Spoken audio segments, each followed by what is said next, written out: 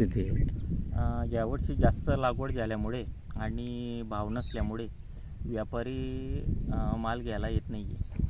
आणि जिथं मागणी दरवर्षापेक्षा यावर्षी नाही आहे, त्यामुळे व्यापारी सध्या माल घेत नाही आहे. त्यामुळे शेतात पडू नये. आता त्याची जे काढणीची वेळ आहे ती निघून जाते, काही ठिकाणी जो फळ आहे ते खराब होताना दिसत आहे.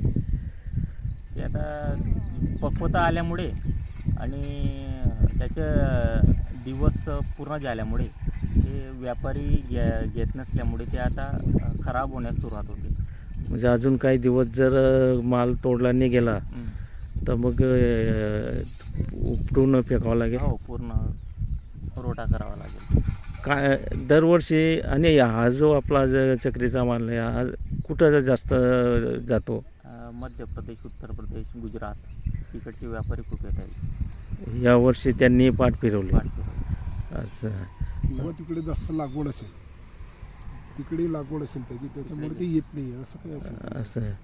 तर मोठा प्रश्न चिन्ह नाही. पण आता इथं सर्व खराब झाला, खराब झालेला आहे, त्याच्यावर रोटाशिवाय पर्याय नाही, पर्याय नाही. मोठावच नाही याला. म्हणजे आता तो जो लागलेला खर्च आहे तोही निघणार नाही. तोही निघणार नाही, काही नाही निघणार. अच्छा अच्छा. किती असेल हे पूर्ण? 4 एकर. 4 एकर. ओके.